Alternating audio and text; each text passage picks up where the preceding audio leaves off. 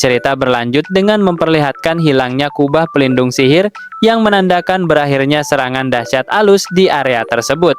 Di tengah reruntuhan yang masih berasap, Alice bersama Tesvia dan Loki hanya bisa terdiam meratapi kepergian Melissa yang sudah tidak bernyawa. Sementara itu, si kakek peneliti bernama Gudma terlihat mulai kembali ke wujud manusianya dalam kondisi yang sangat mengenaskan dan penuh luka.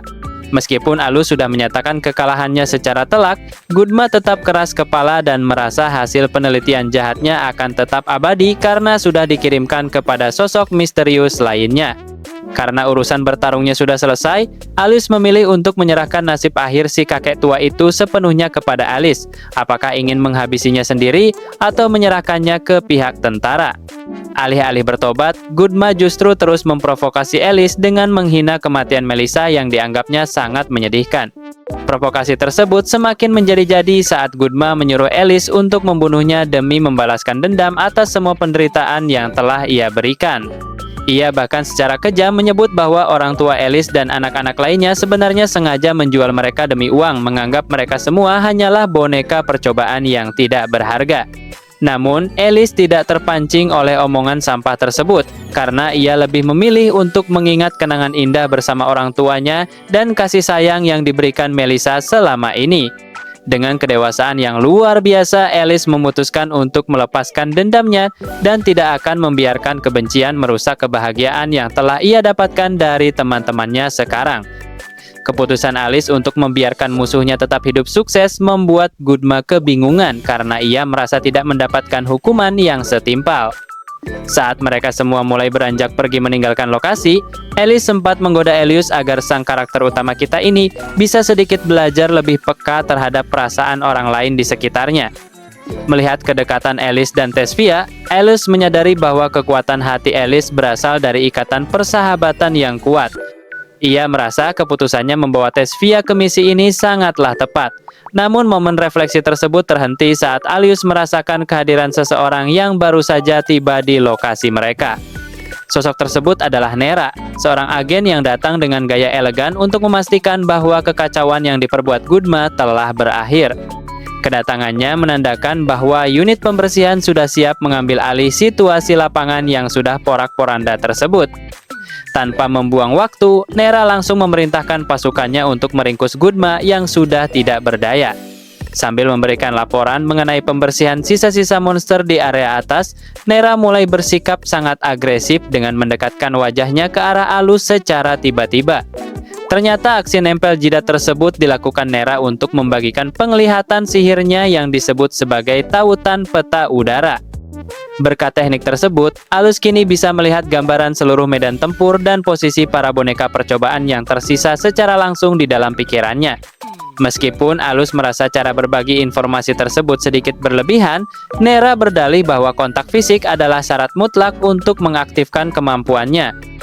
Setelah urusan tersebut selesai, mereka berdua segera menuju ke ruang interogasi tempat Gudma ditahan dalam kondisi terikat. Di sana, Nera melaporkan temuan mengejutkan mengenai adanya satu boneka percobaan khusus yang memiliki data riset rahasia di dalam matanya. Mengetahui bahwa subjek eksperimen tersebut ditemukan di dalam akademi, Alus pun menyadari bahwa rencana jahat Gudma ternyata sudah menyusup sangat jauh ke lingkungan sekolah mereka. Alus mengamati sisa-sisa kehancuran sambil mendengar penjelasan Nera tentang taktik cerdik musuh yang menggunakan gerbang perpindahan untuk menyusup di tengah kekacauan serangan awal. Setelah memberikan gambaran singkat mengenai situasi di lapangan, Nera segera berpamitan untuk melaporkan temuan penting ini kepada Komandan Viezeis. Di tengah suasana yang mulai tenang, Loki datang menghampiri, namun Alus justru lebih mengkhawatirkan kondisi bawahannya tersebut dibandingkan dirinya sendiri.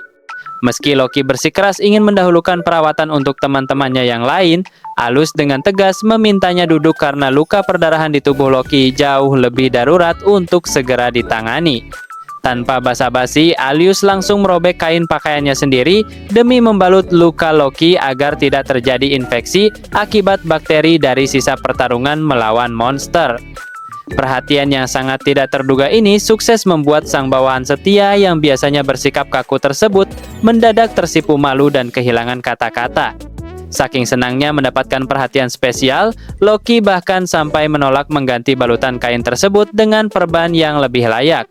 Namun suasana romantis tipis-tipis itu buyar seketika saat Nera kembali muncul secara tiba-tiba dan langsung mengambil alih untuk mengobati luka pada tubuh Alus dengan cara yang sangat akrab. Melihat posisi Nera yang menempel terlalu dekat saat memberikan pertolongan medis, jiwa posesif Loki pun langsung meledak seketika. Ia pun melancarkan protes keras dan menuduh Nera sengaja mencari kesempatan untuk bisa bermesraan dengan Alus di balik kedok pengobatan luka.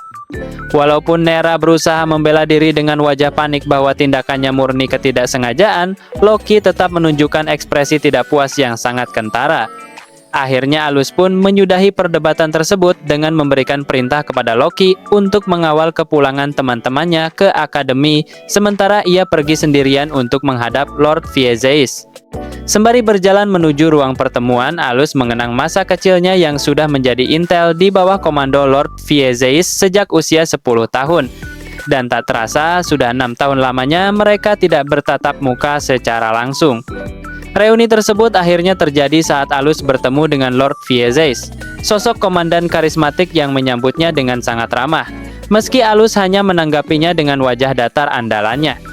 Meskipun Viezeis dikenal sebagai ahli strategi perang dan spesialis sihir pelacak informasi yang tak terkalahkan, ia harus berbesar hati mengakui keteledorannya karena telah meremehkan jumlah pasukan yang berhasil dikumpulkan oleh Gudma sebelumnya. Suasana serius itu mendadak berubah menjadi ajang saling sindir saat Viezeis meledek Alus yang mulai bersekolah demi mencari jati diri, yang kemudian dibalas telak oleh Alus bahwa sang komandan sebenarnya hanya sedang butuh tenaga bantuan demi menghindari kerugian besar. Nera yang mulai jengah akhirnya menengahi perdebatan tersebut agar mereka segera membahas data riset milik Gudma yang sudah diamankan, sembari memperingatkan bahwa masalah ini sudah mulai tercium oleh para petinggi pemerintahan dan skalanya menjadi sangat berbahaya. Menyadari adanya potensi konspirasi besar dari pihak internal maupun negara luar, Alus pun mengusulkan solusi paling radikal dengan memusnahkan seluruh hasil penelitian tersebut demi melindungi orang-orang dengan bakat sihir langka dari incaran musuh. Alus kemudian menginstruksikan Nera untuk menghapus seluruh data riset tersebut secara diam-diam menggunakan kemampuannya agar tidak tercium oleh para petinggi militer.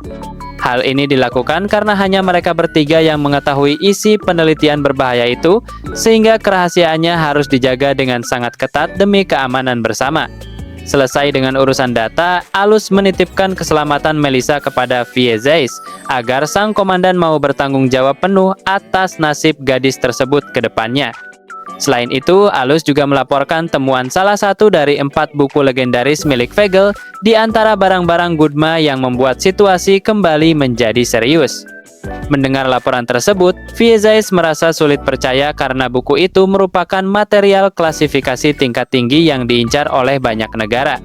Namun Alus justru menanggapi dengan santai bahwa buku itu mungkin saja sudah hangus akibat sihirnya, sebelum akhirnya sang komandan tiba-tiba mengubah topik pembicaraan ke arah yang sangat pribadi mengenai sosok Nera.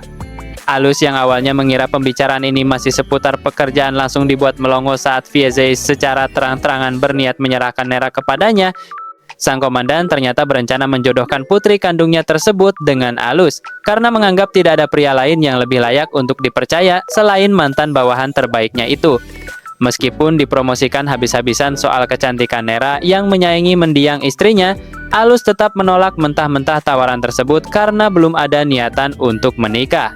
Penolakan ini memicu amukan kocak dari Viezeis yang tidak terima pesona putrinya diabaikan begitu saja.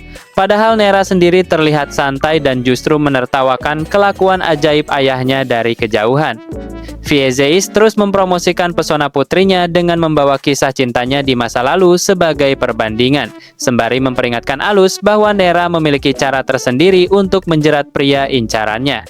Di tengah obrolan perjodohan tersebut, fokus mulai bergeser pada persiapan kompetisi sihir besar antar 7 negara yang akan segera dilaksanakan dalam waktu dekat.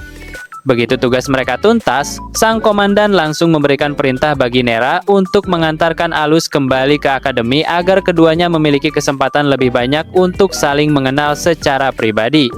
Alus yang menyadari ada niat terselubung di balik perintah tersebut hanya bisa pasrah dan mengikuti kemauan mantan atasannya itu. Vieses bahkan tertawa puas sambil memberikan peringatan terakhir agar Alus berhati-hati karena Nera bisa berubah menjadi sosok yang sangat agresif layaknya seekor serigala. Candaan tersebut langsung membuat Nera meledak malu hingga ia nekat mengejar ayahnya demi menghentikan ocehan ngawur yang merusak reputasinya di depan Alus. Saat akhirnya berjalan berdua menuju akademi, Nera segera meminta maaf atas tingkah memalukan ayahnya yang terlalu memaksakan perjodohan mereka. Namun Alus justru menanggapi hal tersebut dengan sangat tenang karena ia sudah sangat memaklumi sifat belak-belakan sang komandan yang memang selalu bersikap baik kepadanya. Percakapan mereka pun mengalir ke topik yang lebih dalam mengenai perasaan cinta, di mana Alus secara terang-terangan mengaku sama sekali tidak memiliki pengalaman soal asmara.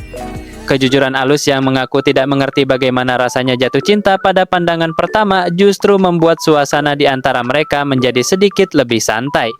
Melihat kepolosan pria di sampingnya, Nera secara tiba-tiba mengubah atmosfer menjadi sangat intens dengan memberikan tatapan yang sangat menggoda. Ia pun menantang Alus secara langsung mengenai apakah sang Magic Master tersebut keberatan jika dirinya benar-benar mulai bertindak untuk menjerat hati Alus sesuai dengan apa yang dikatakan oleh ayahnya tadi. Tantangan tersebut nyatanya ditanggapi dengan sangat santai oleh Alus yang mempersilahkan Nera untuk mencoba peruntungannya jika memang ia merasa mampu. Namun di tengah perjalanan mereka, atmosfer mendadak berubah drastis saat sebuah memori kelam dari masa lalu mulai muncul ke permukaan. Ingatan tersebut memperlihatkan sebuah ruangan interogasi tersembunyi di mana seorang pria yang berprofesi sebagai dokter terlihat terikat tidak berdaya. Di hadapannya muncul sosok Nera versi muda dengan aura yang sangat dingin dan jauh dari kesan ramah yang biasa ia tunjukkan. Sambil membawa sebuah buku sihir kuno, Nera menyapa sang dokter dengan senyuman yang sangat mengerikan hingga membuat pria itu gemetar ketakutan. Ketegangan di ruangan itu mencapai puncaknya saat Nera mulai membuka segel kekuatannya yang terlihat sangat tidak stabil namun mematikan. Tanpa memberikan kesempatan untuk memohon ampun, Nera langsung membantai pria tersebut secara brutal dengan serangkaian serangan sihir yang menghancurkan seisi ruangan. Aksi eksekusi tanpa ampun ini menjadi bukti nyata bahwa masa lalu Nera dipenuhi dengan kekerasan dan dendam yang mendalam. Sisi psikopat Nera benar-benar terpancar saat ia menikmati momen pertumpahan darah tersebut dengan ekspresi wajah yang sangat gila. Pengalaman traumatis di masa lalu inilah yang membentuk kepribadiannya yang sekarang, di mana ia menyembunyikan sisi gelapnya di balik topeng gadis militer yang profesional. Kembali ke masa kini, Nera terlihat merenung sendirian di dalam kamarnya sambil menatap kosong ke arah jendela. Pertanyaannya kepada Alus mengenai niat untuk menjerat hati sang Magic Master ternyata bukan sekadar godaan belaka, melainkan sebuah awal dari rencana besar yang sudah ia persiapkan dengan sangat matang. Nera sedang sibuk merenungi kecerobohan bicaranya sebelumnya karena takut Alus akan memberikan penilaian buruk padanya. Namun kegalauan itu langsung terhenti saat perangkat komunikasinya berdering dan menampilkan nama Alus yang membuatnya harus segera bersikap sigap meski masih mengenakan baju tidur. Melalui sambungan telepon tersebut, Alus meminta bantuan Nera untuk mendampinginya masuk ke asrama putri karena ada urusan penting dengan Alice. Sebagai kepala asrama, Nera pun menyanggupi untuk menemui Alus di gerbang depan sambil mengingat kembali betapa kagumnya ia pada sosok Alus berdasarkan cerita dari ayahnya. Nera sebenarnya sudah sangat antusias sejak awal mendengar Alus akan bersekolah di akademi yang sama dengannya. Sayangnya, bayangan ideal yang ada di kepalanya perlahan mulai terkikis oleh kenyataan bahwa hubungan mereka ternyata berjalan jauh lebih rumit dari dugaannya.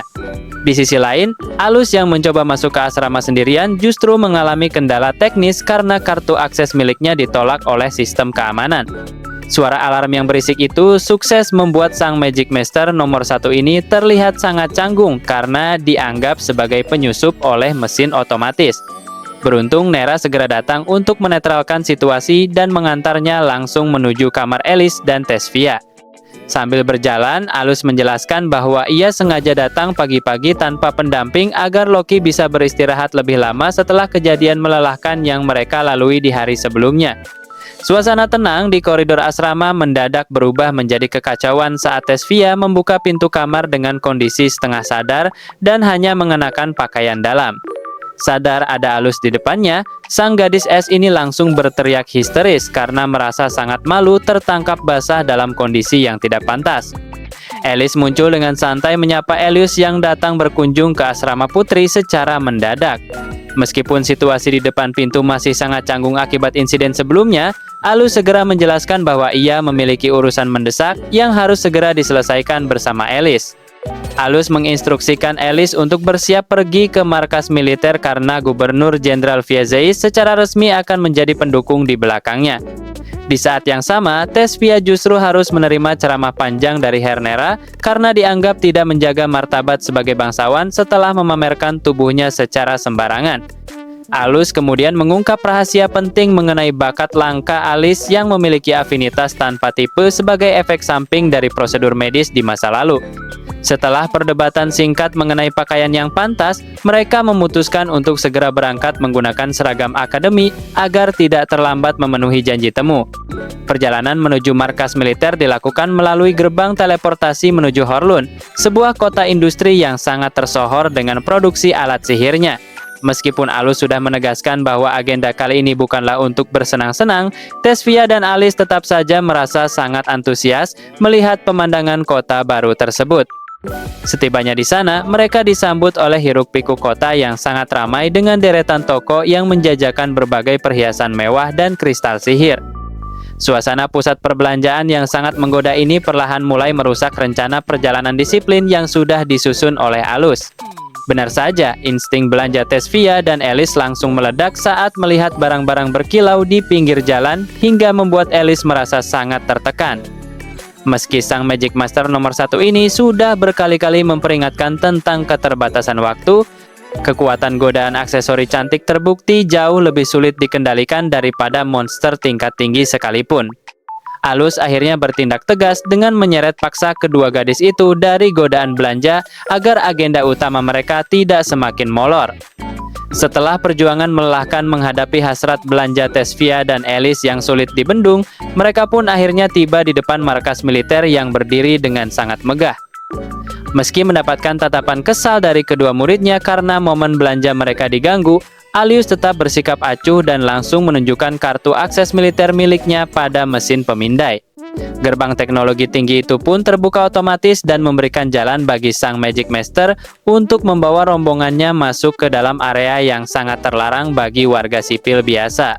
Sepanjang lorong markas yang sangat luas, Alice mulai merasa terintimidasi oleh atmosfer serius di tempat tersebut, sementara Alus merasa nostalgia karena sudah cukup lama tidak menginjakan kaki di sana. Mereka terus melangkah melewati barisan penjaga menuju sebuah ruangan khusus untuk menemui sosok petinggi militer yang sudah menunggu kehadiran mereka. Begitu pintu terbuka, mereka langsung disambut oleh Viezeis yang sudah duduk manis di meja kerjanya sambil memuji ketepatan waktu Alus. Kehadiran sang komandan tinggi dengan bekas luka di wajahnya ini secara mengejutkan membuat Alice terpaku karena merasa pernah bertemu dengan pria itu sebelumnya. Terungkap fakta bahwa Viezeis adalah sosok prajurit yang menyelamatkan Alice dari fasilitas eksperimen mengerikan di masa lalu sekaligus yang menjamin kehidupannya setelah itu. Sang komandan pun merasa takdir sangatlah unik karena sekarang Alice justru berakhir menjadi murid dari Alus, sosok yang sudah sangat ia kenal kemampuannya.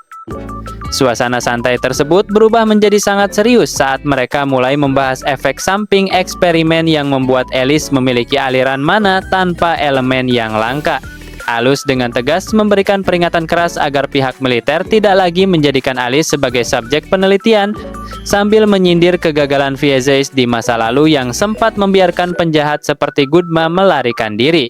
Mendengar peringatan tersebut, Viezeis memastikan bahwa dirinya akan tetap melindungi Alice tanpa perlu diminta oleh siapapun. Sang komandan bahkan menjamin keselamatan gadis itu sepenuhnya, asalkan Alice tidak melakukan tindakan ceroboh yang bisa membahayakan nyawanya sendiri di masa depan. Pembahasan kemudian beralih ke acara turnamen sihir bergengsi, namun Alus secara terang-terangan menolak untuk ikut berpartisipasi karena sifat malasnya. Menyadari hal itu, Viezeis langsung mengeluarkan jurus sogokan berupa koleksi 10 volume dokumen sihir kuno langka dari luar negeri yang sukses membuat iman Alus mulai goyah. Tidak berhenti di situ, Alus akhirnya benar-benar bertekuk lutut setelah ditawari bonus tambahan berupa dispensasi bebas jam pelajaran untuk semester depan. Tanpa pikir panjang, sang Magic Master peringkat 1 ini langsung menjabat tangan Viezeis dengan semangat. Meski tindakan mata duitannya itu membuat Tesvia dan Alice merasa jijik melihat kelakuan guru mereka yang sangat mudah disogok. Setelah Alice dan Tesvia meninggalkan ruangan, suasana santai tadi mendadak lenyap saat Viezeis memberikan laporan rahasia mengenai nasib tragis Gudma. Terungkap bahwa penjahat tersebut ternyata telah tewas mengenaskan setelah dibunuh oleh seseorang yang identitasnya masih menjadi misteri. Viezeis menduga bahwa pelakunya adalah salah satu korban yang selama ini dikendalikan oleh Gudma dan berhasil meloloskan diri dari pengawasan militer. Alus pun hanya bisa merenungi fakta bahwa pada akhirnya Gudma harus menemui ajalnya di tangan orang yang pernah ia manfaatkan dan ia siksa dalam eksperimennya sendiri. Setelah urusannya dengan pihak militer selesai, Alus memutuskan untuk pergi menuju sebuah toko perlengkapan sihir di sudut kota. Kehadirannya yang tiba-tiba langsung disadari oleh sang pemilik toko veteran yang tampaknya sudah sangat akrab dengan identitas asli dari pelanggan tetapnya tersebut. Alus mencoba peruntungan dengan menanyakan stok mithril untuk memperkuat senjatanya. Namun si kakek pemilik toko menjelaskan kalau logam langka itu sedang menghilang dari pasaran.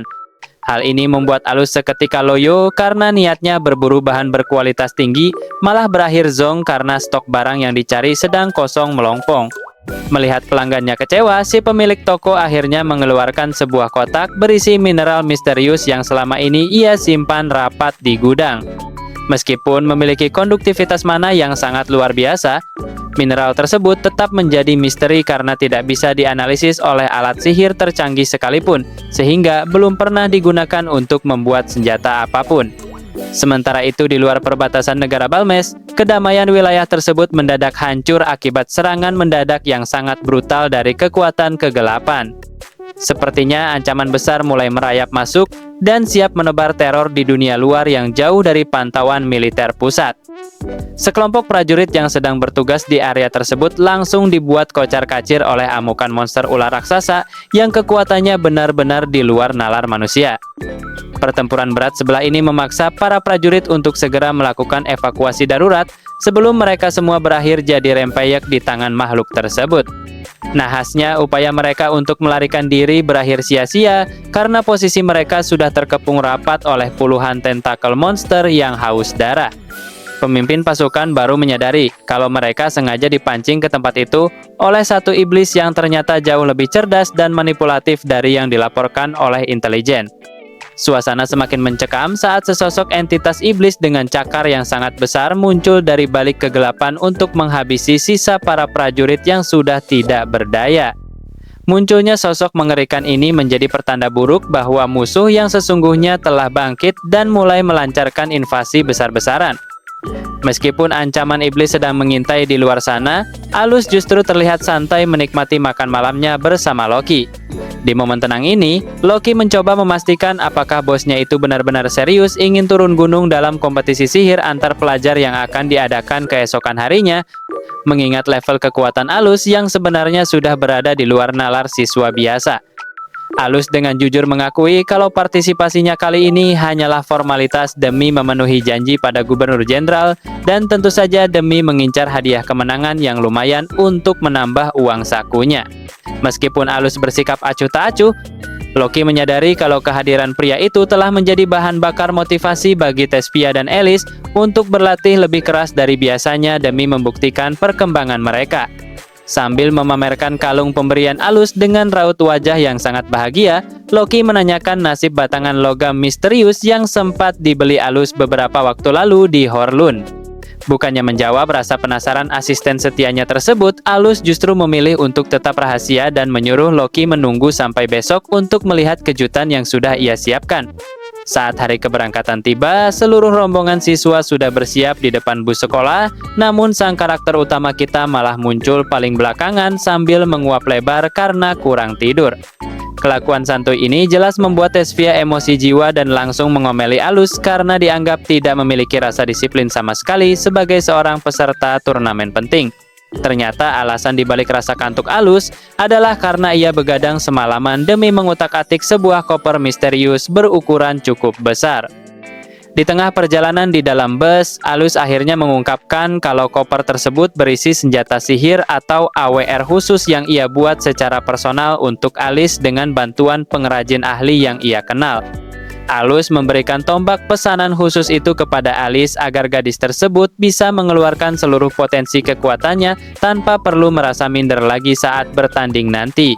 Setelah memberikan hadiah yang sangat berharga tersebut, Alus langsung memejamkan mata dan meminta semua orang untuk tidak berisik karena ia ingin tidur dengan tenang sepanjang perjalanan menuju lokasi kompetisi. Rasa penasaran yang tinggi membuat Alice, Tesvia, dan Loki tidak tahan untuk mengintip isi koper tersebut selagi Alus tertidur lelap. Meski sempat ragu akan menimbulkan keributan, mereka akhirnya sepakat untuk membukanya sedikit saja demi melihat wujud senjata baru yang dijanjikan sang mentor. Begitu koper terbuka, pancaran cahaya keemasan yang sangat kuat langsung terpancar keluar sebagai bukti kualitas tinggi dari senjata tersebut.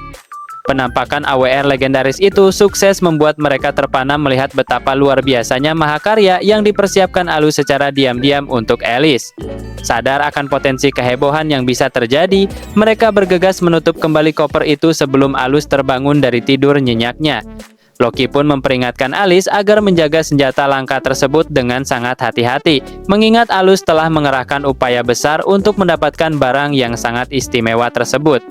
Sambil memegang buku panduan senjata bernama Heavenly Monarch Fides itu, Alice merasa sangat terharu sekaligus terbebani oleh nilai tak ternilai dari pemberian sang guru. Muncul keraguan dalam benaknya tentang apakah ia benar-benar mampu mengeluarkan seluruh potensi dari senjata sehebat itu dalam turnamen nanti. Tak lama kemudian, rombongan akhirnya tiba di lokasi dan upacara pembukaan turnamen sihir antar akademi tersebut dimulai dengan sangat meriah. Alus bersama timnya mulai memasuki area stadion di tengah riuh rendah suara trompet dan suasana formal yang menandakan dimulainya kompetisi resmi. Di tengah keramaian upacara tersebut, muncul sosok para peserta dari akademi rival yang terlihat sangat tangguh dan penuh percaya diri. Kehadiran para pesaing baru dengan aura yang sangat mengintimidasi ini memberikan sinyal bahwa tantangan yang akan dihadapi Alice dan Tesvia akan jauh lebih berat dari yang mereka bayangkan. Suasana turnamen semakin memanas saat para penyihir elit yang dikenal sebagai singles dari berbagai negara mulai diperkenalkan satu persatu di atas panggung. Mulai dari Fadjet, si peringkat 2 yang bermuka serius, John, si peringkat 3, hingga Venom, si peringkat 4, kehadiran mereka sukses membuat Alice merasa semakin terintimidasi oleh level kekuatan yang jauh di atas rata-rata. Daftar peserta elit ini semakin mengerikan dengan munculnya Crocell, Lati, dan Galginus yang secara berurutan menempati peringkat 5 hingga 8 besar dunia. Meskipun mereka semua adalah rival potensial, perhatian penonton mendadak teralihkan oleh pengumuman tentang sosok wanita luar biasa yang berada di samping Lati. Sosok tersebut ternyata adalah Cicalnia, sang penguasa dari Alpha yang memiliki kecantikan luar biasa sekaligus wibawa yang sangat menonjol di antara para tamu agung lainnya. Penampilannya yang sangat anggun seolah menegaskan bahwa turnamen antar akademi ini telah berubah menjadi ajang pertemuan tingkat tinggi bagi orang-orang paling berpengaruh di dunia sihir. Melihat jajaran penguasa dan penyihir kelas atas berkumpul di satu tempat, Alice dan rekan-rekannya mulai merasa sangat gugup karena harus bertanding di bawah pengawasan langsung para legenda tersebut. Alus sendiri merasa heran karena kehadiran para single secara lengkap dalam acara sekolah seperti ini adalah hal yang sangat tidak lazim dan mencurigakan. Di tengah keriuhan stadion, Lati malah sempat melakukan aksi dadah-dadah manja ke arah Alus yang langsung direspon dengan sikap cuek bebek oleh sang tokoh utama. Alus mulai menduga bahwa alasan para petinggi ini berkumpul adalah karena bocornya informasi mengenai dirinya yang ikut bertanding sebagai peringkat 1 dunia. Begitu upacara pembukaan berakhir dan para tamu agung mulai meninggalkan area, Cicalnia sempat memberikan tatapan penuh selidik yang membuat Alus merasa tidak nyaman. Menyadari ada sesuatu yang harus segera dipastikan, Alus menyuruh Loki untuk kembali ke kamar lebih dulu, sementara dirinya diam-diam memisahkan diri untuk menyelidiki situasi secara mandiri.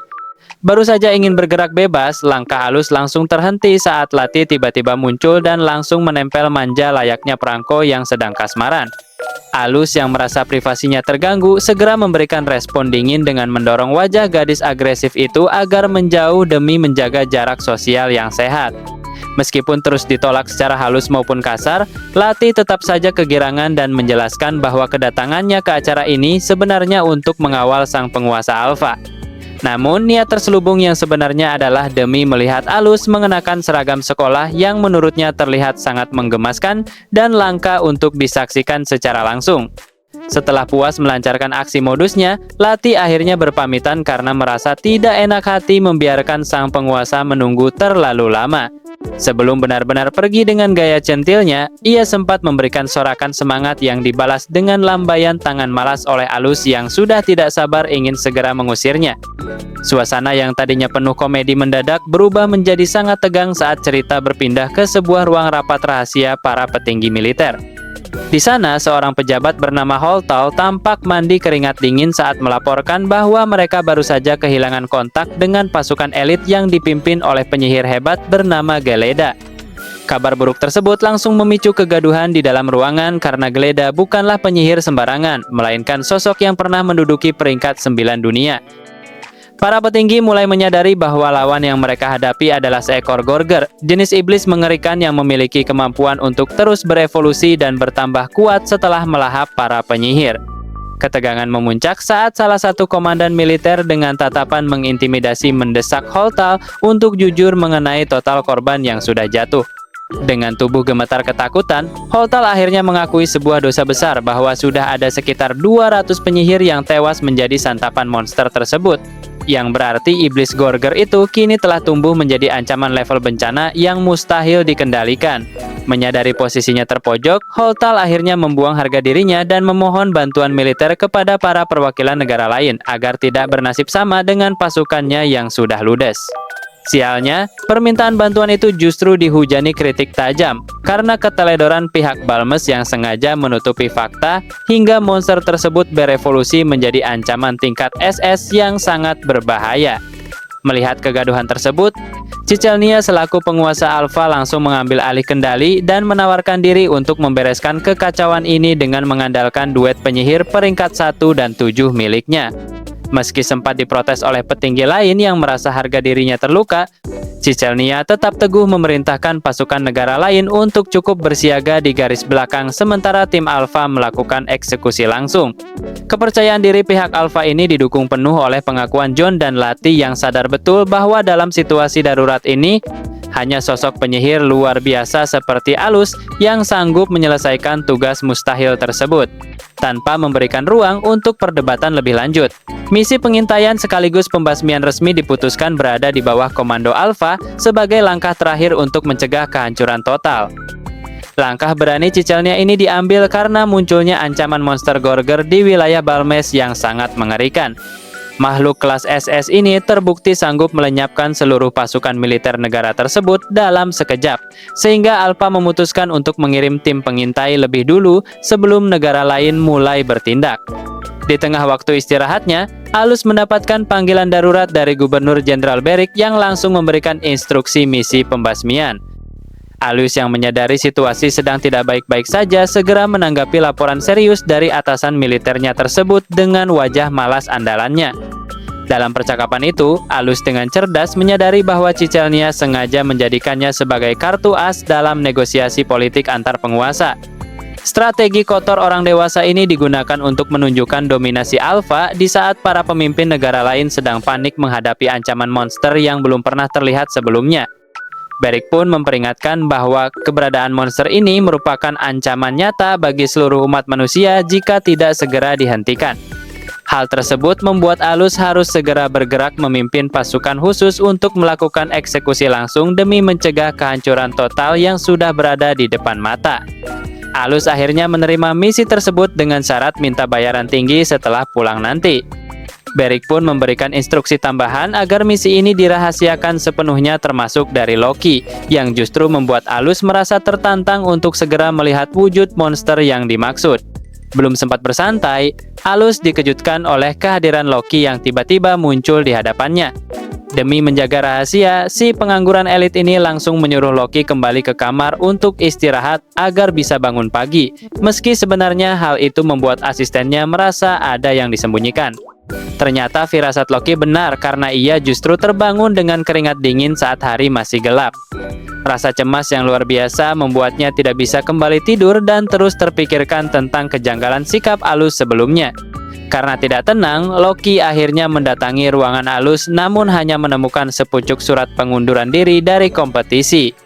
Alus mendadak menghilang dan meninggalkan pesan singkat yang menyatakan bahwa ada urusan mendadak yang harus ia selesaikan. Dalam surat tersebut, Alus juga meminta Loki untuk tetap berjuang di turnamen dan tidak boleh kalah dari para amatir. Hal ini tentu saja membuat Loki panik hingga ia langsung berlari menemui ketua akademi demi mencari penjelasan lebih lanjut.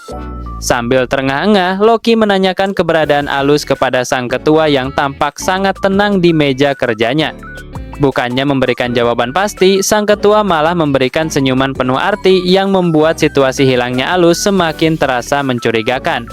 Loki yang sudah kehilangan kesabaran pun sampai harus membuang harga dirinya demi memohon informasi keberadaan Alus.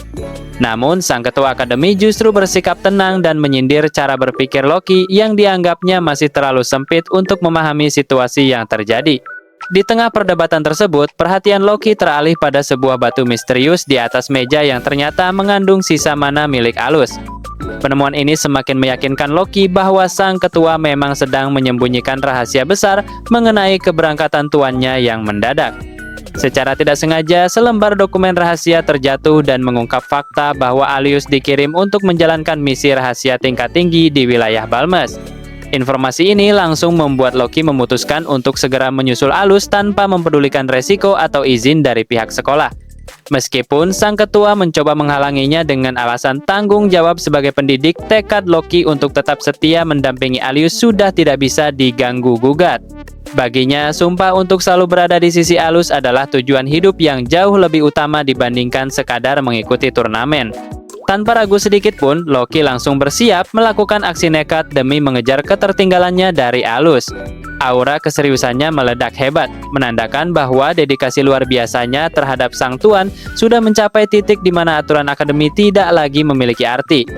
Melihat Loki yang ternyata sudah menguasai teknik penguatan tubuh tingkat tinggi secara mandiri, sang ketua akhirnya pasrah dan memberikan dukungannya.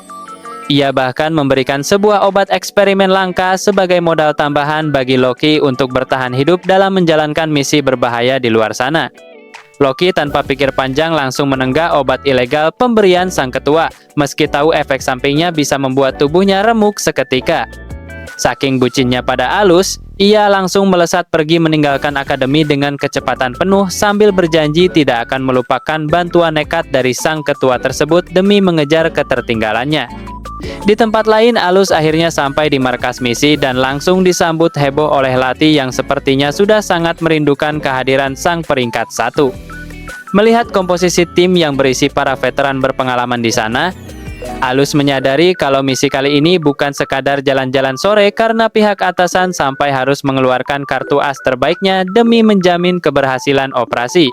Selain bertemu kembali dengan Line sang spesialis pelacak, Alus juga diperkenalkan dengan anggota skuad elit lainnya yang merasa sangat terhormat bisa satu tim dengan legenda hidup sepertinya.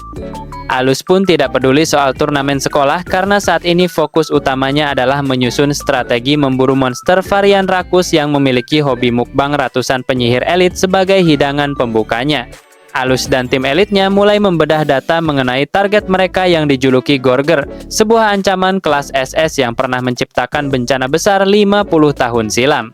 Monster ini bukan sekadar makhluk liar biasa karena ia memiliki kemampuan untuk tumbuh besar dalam waktu singkat setelah melahap mangsanya dengan kecepatan yang sangat mengerikan. Di tengah persiapan tersebut, sang penguasa Alpha yakni Cicalnia hadir secara langsung didampingi oleh Gubernur Jenderal Beric untuk memberikan instruksi agar tim segera bergerak menuju Balmes. Kehadiran mendadak para petinggi negara ini mempertegas bahwa misi kali ini adalah prioritas utama yang tidak boleh gagal sedikit pun. Cicalnia menyerahkan sebuah dokumen diplomatik dari pejabat Holtal yang memberikan Alus wewenang militer sementara dan izin perjalanan khusus yang sangat eksklusif. Alus pun merasa mendapat lampu hijau untuk bertindak sedikit lebih liar dan nekat di Balmes, karena surat sakti tersebut menjamin dirinya kebal dari segala macam aturan birokrasi yang merepotkan. Informasi tambahan dari intelijen menyebutkan bahwa monster tersebut bersarang di area yang kaya akan deposit mitril, sebuah mineral langka yang sangat dicari oleh para penyihir. Hal tersebut membuat Beric mencurigai kalau sang monster memiliki tingkat kecerdasan tinggi karena ia sengaja memanfaatkan harta karun sebagai umpan untuk menjebak manusia yang haus akan sumber daya. Sadar bahwa mereka tidak sedang menghadapi lawan yang hanya bermodal otot, Alius mulai mempertimbangkan kemungkinan adanya perangkap maut di lokasi tujuan nanti. Baginya, monster yang tahu cara mengeksploitasi keinginan terdalam manusia adalah ancaman yang jauh lebih serius daripada sekadar varian monster rakus pada umumnya. Tanpa membuang waktu lagi, seluruh anggota tim segera mengenakan jubah penyamaran mereka dan bersiap untuk berangkat ke medan tempur yang penuh misteri. Meskipun Beric memberikan peringatan keras bahwa situasi di lapangan mungkin akan jauh berbeda dari laporan awal, Alus tetap memimpin timnya melesat pergi dengan penuh kepercayaan diri. Alus segera memberikan aba-aba kepada seluruh anggota timnya untuk mulai bergerak menuju lokasi misi dengan tetap menjaga kerahasiaan identitas di balik jubah penyamaran mereka. Pergerakan taktis ini menandai dimulainya operasi berbahaya yang sudah direncanakan sebelumnya guna menghadapi ancaman monster cerdas di wilayah perbatasan.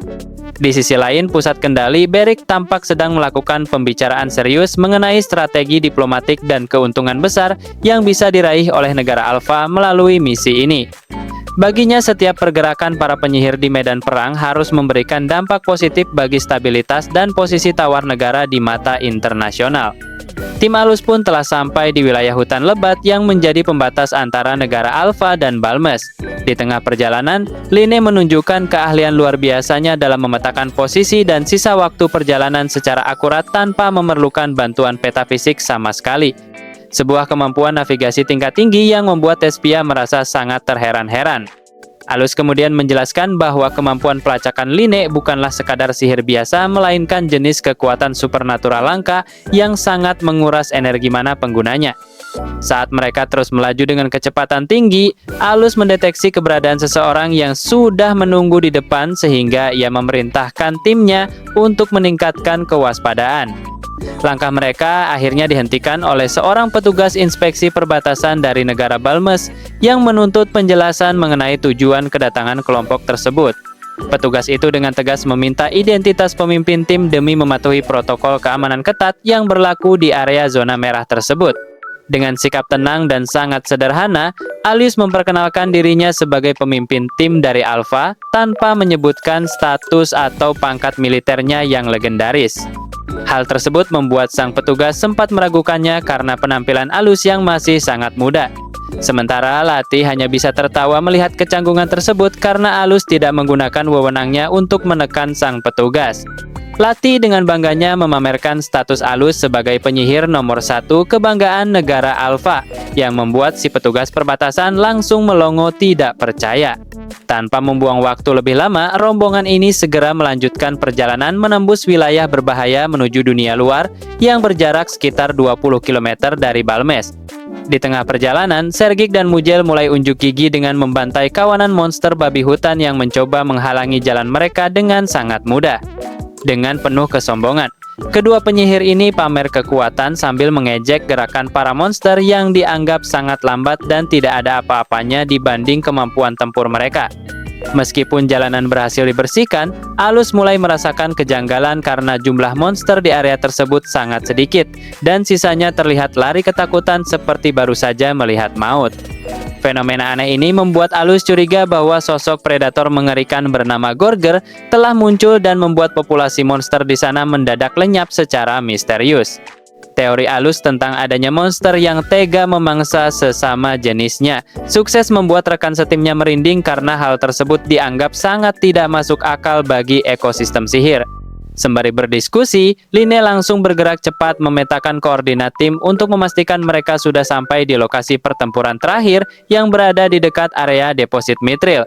Setibanya di sebuah area gua, mereka menemukan bukti pertempuran yang sangat brutal, berupa bekas cakaran raksasa di dinding batu dan pedang yang ditinggalkan pemiliknya begitu saja. Pemandangan mengerikan ini seketika membuat Line mendeteksi keberadaan sesuatu yang sangat berbahaya melalui kemampuan pelacakannya hingga ia memanggil Alus dengan ekspresi yang sangat tegang. Ketegangan Line pun terbukti benar karena ia berhasil mengidentifikasi keberadaan seorang penyintas yang tergeletak sekitar 200 meter di depan jalur mereka.